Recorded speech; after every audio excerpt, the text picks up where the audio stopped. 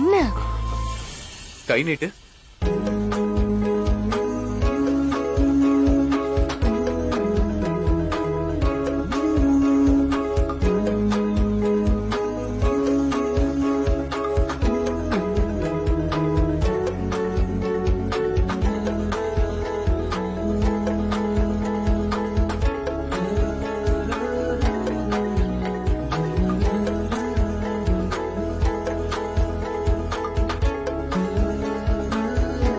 என்ன இது?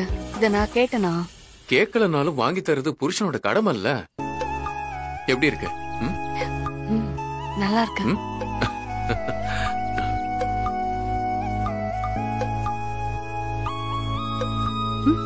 என்ன? ஒண்ணும் இல்ல. அப்புறம் ஏன் அப்படி பாக்குறீங்க? ஹே, என்ன மறந்துட்டியா? என்ன? இல்ல இல்ல, எல்லாம் மறந்துட்டேன். என்னன்னு சொல்லுங்க ப்ளீஸ். இதுக்கு முன்னாடி ஒரு தடவை நம்ம எல்லாம் குடும்பமா கோவிலுக்கு வந்திருந்தோம்ல, அப்போ இதே மாதிரி கண்ணாடி வளையல் வாங்கி தரும்போதுதான் நீ என்ன காதலிக்க ஆரம்பிச்ச. ஆமால. என்ன ஆமா? நான் எவ்வளவு எக்ஸைட்மெண்டோட வந்தேன் தெரியுமா? சாரிங்க. அன்னைக்கு முதல் தடவையா உனக்கு வளையல் வாங்கி தரும்போது எனக்கு எப்படி இருந்துச்சு தெரியுமா? அந்த ஃபீல இப்போ வரைக்கும் என்னால மறக்க முடியல. தெரியுங்க. சும்மா சொல்லாத. இப்போ நீ முன்ன மாதிரிலாம் கிடையாது.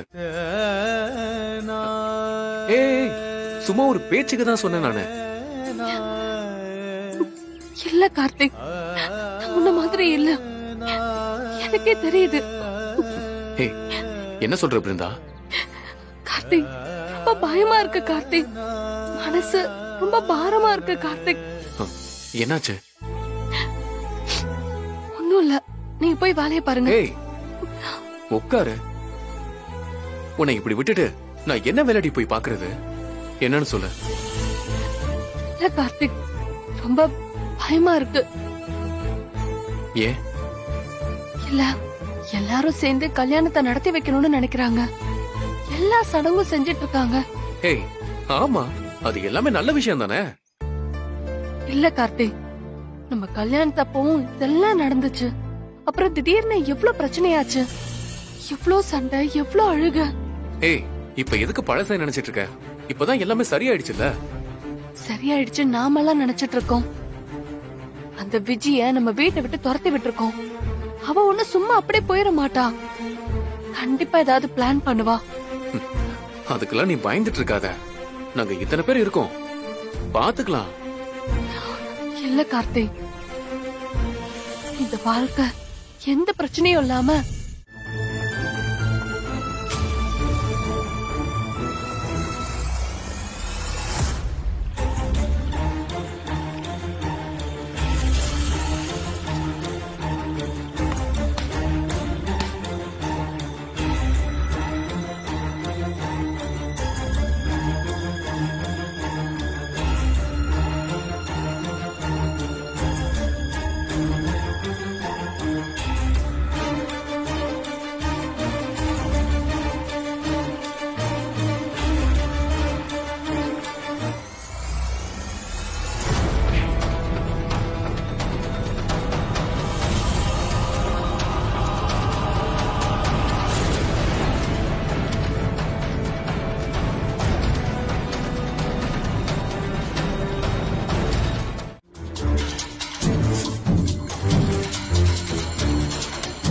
இந்த இடம் சேஃப் தானே?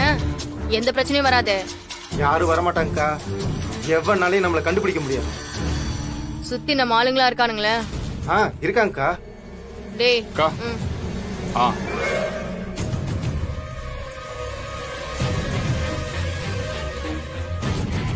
கண்மணி அக்கா, நான் இந்த கட்டை அவுக்க போறேன். கத்தக்கூடாதுன்னா, ஏன்னா கத்தி உங்க எனர்ஜி எல்லாம் வேஸ்ட் பண்ணாதீங்க. யாருக்குமே கேட்காது. கத்தாம கொள்ளாம அமைதியா நின்னீங்கன்னா உங்களுக்கு நல்லது. என்னக்கா பயந்து பதறி விஜய் என்னை விட்டு என்ன ஒண்ணும் பண்ணிராத, என் குடும்பத்தை ஒண்ணும் பண்ணாதன்னு என் கால விழுந்து கதறுவேன்னு பார்த்த.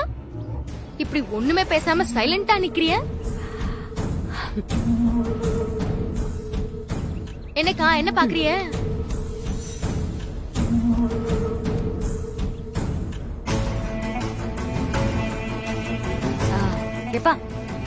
கொஞ்சம் தண்ணி இருக்கா?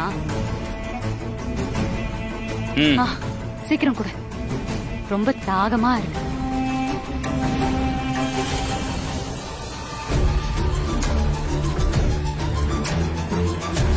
ஆஹா, நல்ல லொகேஷன் தான்.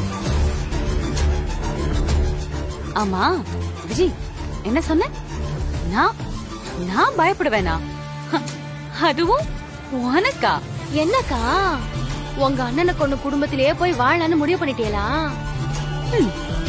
அதுவும் உங்களுக்கு தாலி கட்டினால அந்த ராகவன் அவன் தான் உங்க அண்ணனையே கொன்னான். இப்ப என்ன அத மறந்துட்டீங்களா? நான் அந்த வீட்டை விட்டு வந்துட்டா அந்த குடும்பத்துக்கும் எனக்கும் எந்த உறவு இல்லைன்னு ஆயிடுச்சா? நான் உயிரோட இருக்கிற வரைக்கும் அந்த வீட்டு மருமக தான். அத நீ மறந்துடாது. இத சொல்றதுக்கு உங்களுக்கு வெக்கமா இல்ல? வெக்கமாதான் இருந்துச்சு.